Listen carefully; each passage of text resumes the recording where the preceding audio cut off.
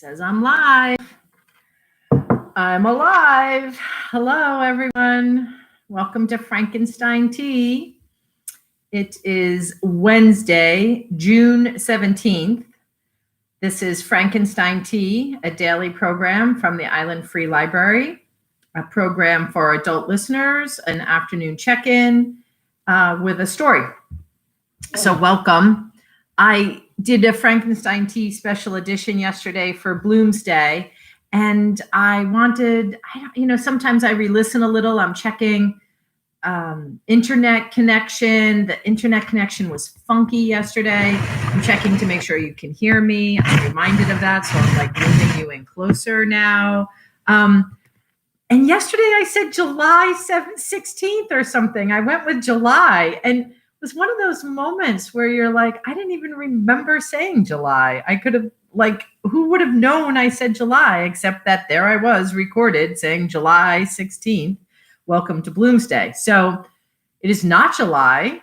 You are not in a time warp. I am not in a time warp. It is June. Yesterday was Bloomsday. We put together a fabulous Bloomsday program. Please check that out on our YouTube channel.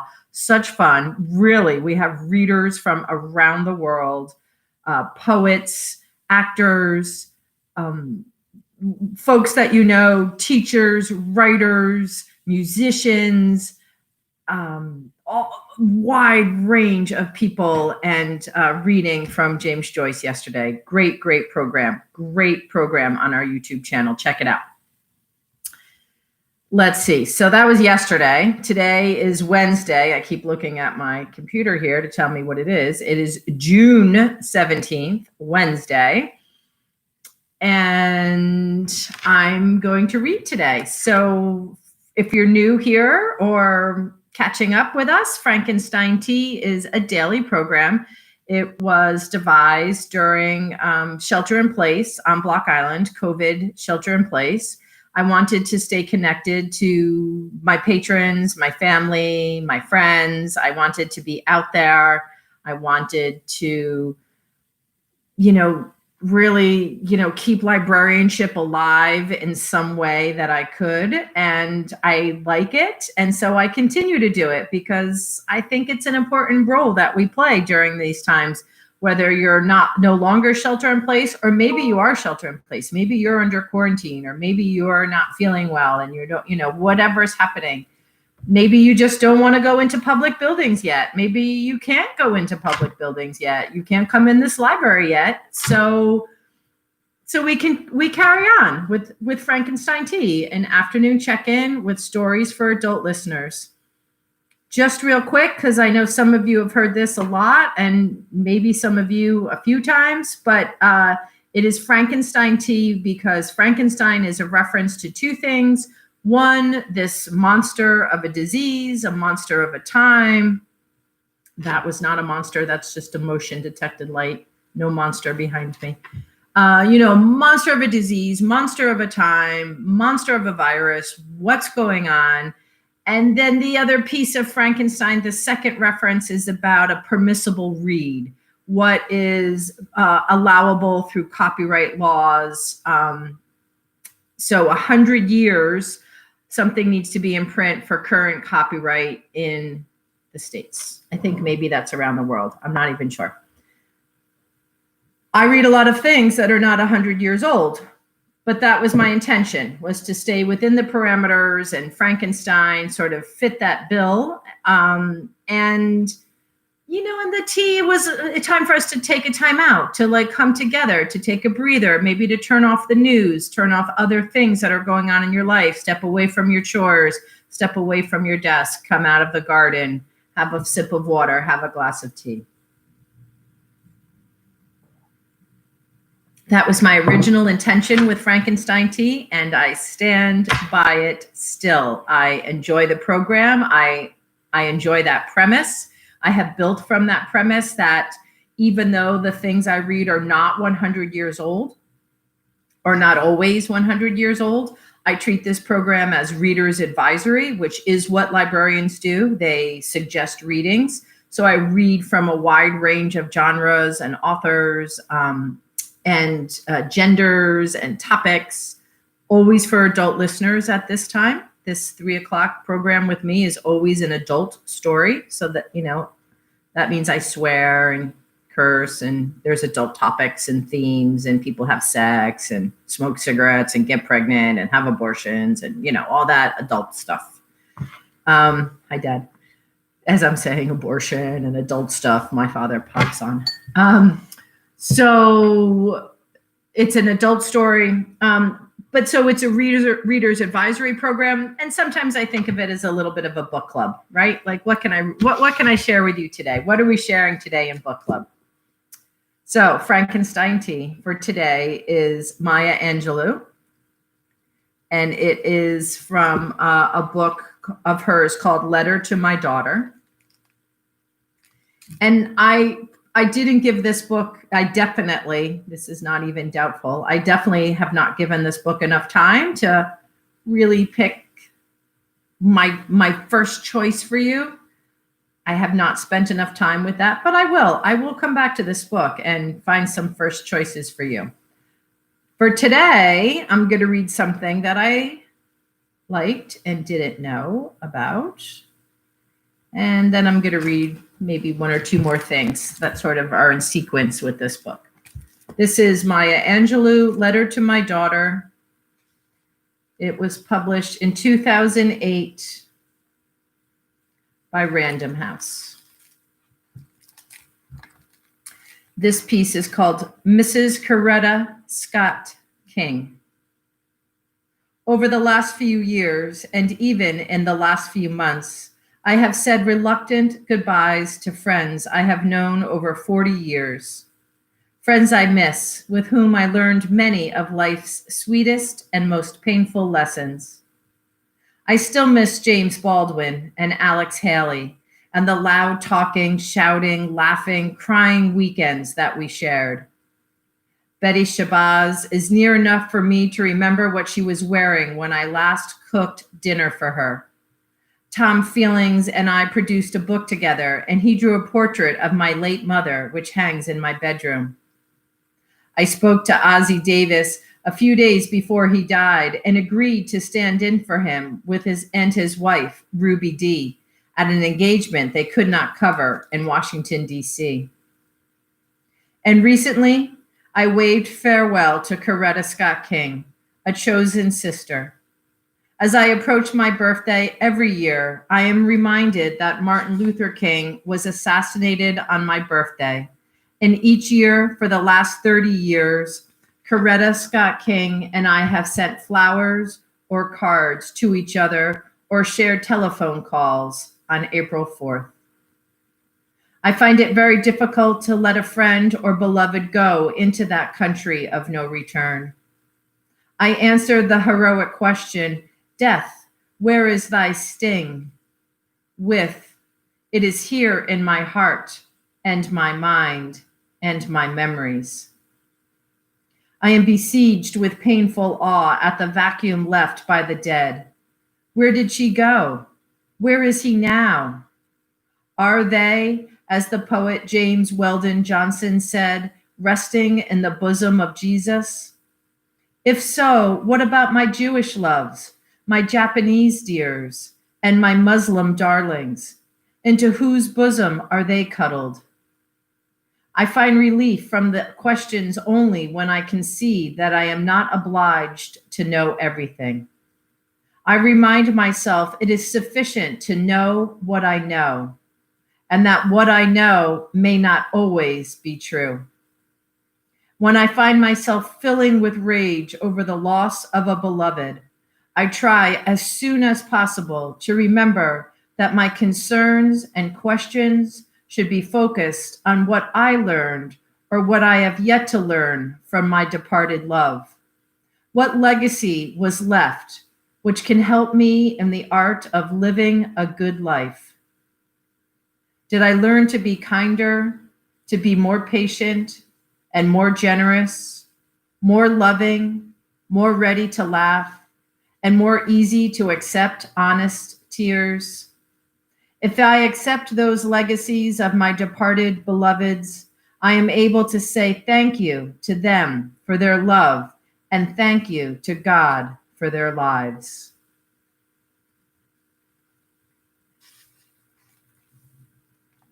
Condolences.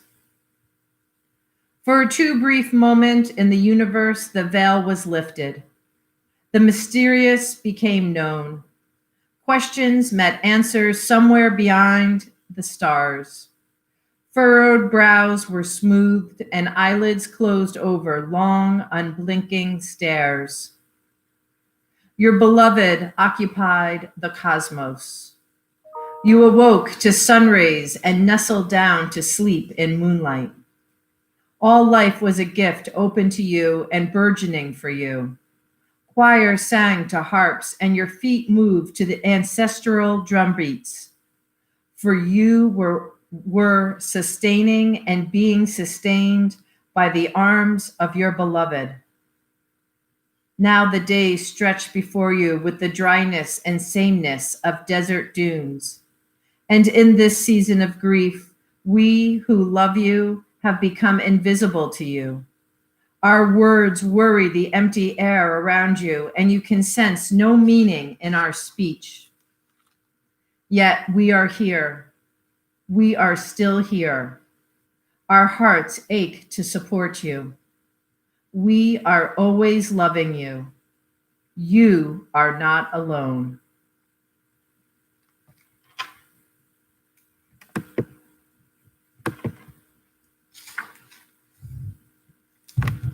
In the Valley of Humility. In the early 70s, I was invited to speak at Wake Forest University in Winston-Salem. The school had only recently been integrated. I told my husband that the visit interested me. He was a master builder and had just signed a large contract, so he could not accompany me. I called my close friend in New York. Dolly McPherson said she would meet me in Washington, D.C., and we could travel south together. My lecture was well received at the school, and before I could leave the building, the students came up to me and asked me to meet with them. I went with Dolly to the student lounge, where there the students crowded in on every sofa, chair, stool, and pillow on the floor. They were pointedly separate, with the Black students seated down front in a group. There was no hesitation in offering questions. One young white male said, "I am 19. I am going to be a man, but strictly speaking, I'm still a boy. But that guy there," he pointed to the Black student, "gets mad if I call him boy, and we're the same age. Why is that?" I waved at the Black student. "There he is. Why not ask him?" A Black female student said, "I went to a good high school where I graduated valedictorian. I speak good English.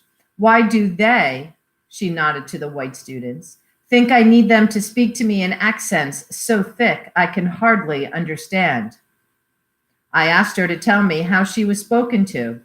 She said, "They say, 'Hey y'all, how y'all doing? Y'all okay?'"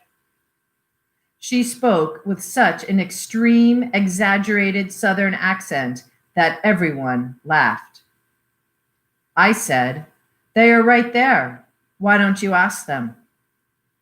As they began talking to one another, I realized that I was being used as a bridge.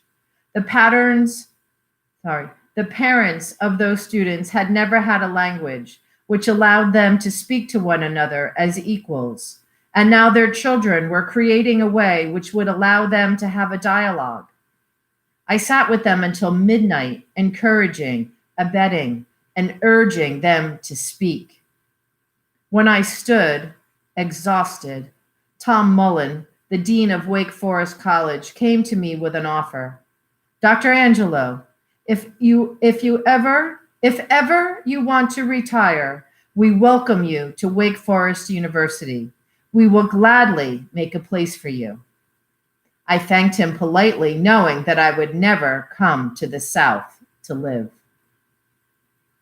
The next morning, Dolly and I were taken to the airport early enough to have breakfast in the cafe. We were given a table and ordered breakfast. We sat unserved for more than 30 minutes. I noticed that she and I were the only Black customers in the restaurant. I told Dolly, "Sister, prepare to go to jail because if these people don't want to serve us, I'm going to turn the place out." She said calmly, "All right, sis." I called the waitress over, a white, lanky young woman. I said, "My sister ordered a cheese omelet, and I ordered bacon and eggs 30 minutes ago. If you don't want to serve us, I advise you to tell me so and then call the police." The young woman was immediately solicitous. Speaking in her soft North Carolina accent, she said, "No, ma'am, it's not that. It's just that the chef run out of grits. He can't serve breakfast without grits. See, half the people on this side are not eating. The grits will be ready in about 10 minutes, and then I will serve you." She pronounced the word grits as if it had 2 syllables. Grits. I felt the ninny of all times. My face became hot and my neck burned. I apologized to the waitress somehow, and Dolly McPherson controlled herself and did not mention my stupidity. When I returned to my sturdy home and steady husband, I told everyone about the school, the students, and the offer. I did not mention the airport drama. I was married to Paul Dufresne, a master builder, a writer, and a popular cartoonist in England. Within 2 days of our meeting, we knew we were in love together and had to be in life together. For 10 years, we surprised, amused, angered, and supported each other. Unexpectedly, a storm cloud roared into that sunny climate of love. My queries annoyed him. My husband admitted that he had grown weary of monogamy and needed more provocation in his life. We separated just as I was to begin a national lecture tour. Since my husband was a builder and his business was based in Northern California, I decided to make him a gift of San Francisco and the bridges and the hills and the gourmet restaurants and the beautiful Bay View. Divorce, like every other rite of passage, introduces new landscapes, new rhythms, new faces and places, and sometimes races. I fulfilled my lecture engagements around the country, meanwhile looking for a safe and soft place to fall. As a writer, I should be able to pick up my yellow pads, ballpoint pens, Random House Dictionary, Roget's Thesaurus, King James Bible, a deck of playing cards, and a bottle of good sherry, and write anywhere. Denver, Colorado was beautiful, but its air too raw. And while there were some Black people, Latinos, and Native Americans, the city itself was not integrated. I looked at Chattanooga, Tennessee, but a large portion of its population was still actively arrayed on the Confederate side in the ongoing Civil War. Other cities I visited were either too large and/or too small and insular. Cambridge, Massachusetts seemed to have all I wanted: history, universities, a mixture of races, great bookstores, churches, and a place to party on Saturday night. Only Winston-Salem, North Carolina, with all the same assets, vied with Cambridge. I visited both towns twice. I finally released Cambridge because I am a Southern woman who does not do snow with any grace, and each year Cambridge, Massachusetts has more snow than would make me comfortable. Once I was settled in Winston-Salem, Dr. Ed Wilson, provost of the university, and Dr. Tom Mullen, who offered me a position a decade earlier, came to me and offered a Reynolds professorship with a lifetime appointment. I thanked them and said I would take it for a year to see if I liked teaching, and indeed, if I liked Winston-Salem. Within 3 months of teaching, I had an enormous revelation. I realized I was not a writer who teaches, but a teacher who writes. On earlier visits to North Carolina, I had made friends with the chairman of the English department, Elizabeth Phillips, and other faculty members. On evenings after dinner and afternoons after lunch, I asked them questions which had befuddled me. I needed to know how they had accepted the idea of segregation. Did they really believe that Black people were inferior to whites? Did they think that Black people were born with a contagious ailment which made it dangerous to sit next to us on buses while allowing us to cook their meals and even breastfeed their babies? I was heartened to hear my new colleagues answer me with candor, honesty, embarrassment, and some contrition. Truly, I didn't think about it. It had always been, and it seemed it would always be. I did think about it, but I didn't think there was anything I could do to change the situation. When the Black youngsters protested by sitting at the five and dime store counter in Greensboro, I was so proud. I remember wishing that I was Black and I could go join them. Whether I liked it or not, I had to admit that I understood the sense of helplessness of my colleagues. Their responses confirmed my belief that courage is the most important of all the virtues. I thought, had I been white during the segregation era, I also might have taken the line of least resistance. I began healing when I settled in Winston-Salem. The undulating landscape is replete with flowering dogwood, redbud, crepe myrtle trees, 6-foot-tall rhododendron. Multicolored 4-foot-wide azaleas grow wild and wonderful throughout the area. Winston-Salem is the Piedmont. It is literally at the foot of the mountains. The mountains that lean over us are the Great Smokies and the Blue Ridge. I like the humor in North Carolina. The natives say that our state is the Valley of Humility, towered over by two towers of conceit, Virginia and South Carolina. I was happy to find good museums, excellent churches with choirs to match a first-class school of the arts, which supplied stars for Broadway plays and a violinist chair for the New York Symphony. I fell for the soft singing accent of the natives and their creative ways with English. In the supermarket, the checker asked me, how did I like Winston-Salem? I replied, I like it, but it gets so hot. I don't know if I can bear it. The checker, not breaking her stride and totaling my items, said to me, yes, Dr. Angelou, but it's gonna get some, but it gonna get gone. Yes, Dr. Angelou, but it gone get gone. I found and joined Mount Zion Baptist Church with its great choirs and devoted minister. There is nearby a principal and training hospital for the town. One of my colleagues focused her interest on Emily Dickinson and another on 18th and 19th century European poetry, which meant I could find friends to discuss poetry, one of my most favorite subjects. Winston-Salem is not without difficulties. Racism still rages behind many smiling faces, and women are still spoken of in some circles as conveniently pretty vessels. My late friend John O'Killens once said to me, Macon, Georgia is down south. New York City is up south. Blithering ignorance can be found wherever you choose to live. The late 19th and 20th century great African-American poet Anne Spencer loved Virginia and loved Robert Browning. She wrote a poem, Life Long, Poor Browning. Heaven's Virginia when the year's at its spring. That may be so of Virginia. I know it is so of North Carolina and of Winston-Salem in particular.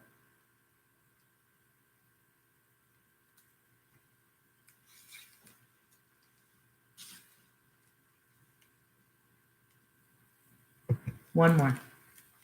National spirit, Maya Angelou. For the past 4 decades, our national spirit and natural joy have ebbed. Our national expectations have diminished. Our hope for the future has waned to such a degree that we risk sneers and snorts of derision when we confess that we are hoping for bright tomorrows. How have we come so late and lonely to this place? When did we relinquish our desire for a high moral ground to those who clutter our national landscape with vulgar accusations and gross speculations? Are we not the same people who fought a war in Europe to eradicate a threat to murder an entire race? An Aryan threat to murder an entire race? Have we not worked, prayed, planned to create a better world? Are we not the same citizens who struggled, marched, and went to jail to obliterate legalized racism from our country? Didn't we dream of a country where freedom was in the national conscience and dignity was the goal? We must insist that the men and women who expect to lead us recognize the true desires of those who are being led. We do not choose to be herded into a building burning with hate, nor into a system rife with intolerance. Politicians must set their aims for the high ground, and according to our various leanings, Democratic, Republican, Independent, we will follow. Politicians must be told if they continue to sink into the mud of obscenity, they will proceed alone. If we tolerate vulgarity, our future will sway and fall under a burden of ignorance. It need not be so. We have the brains and the heart to face our futures bravely, taking responsibility for the time we take up and the space we occupy.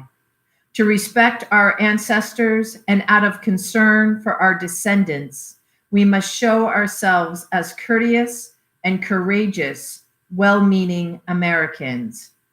Now.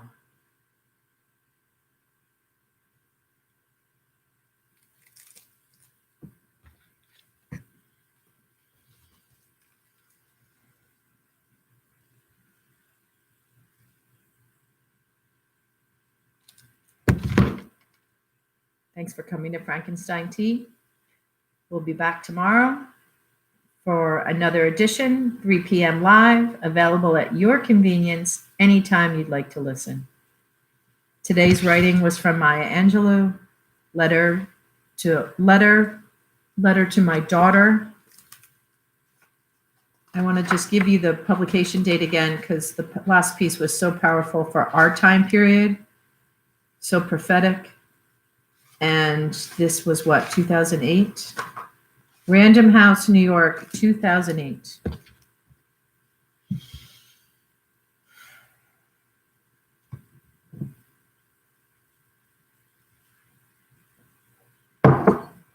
Onward together.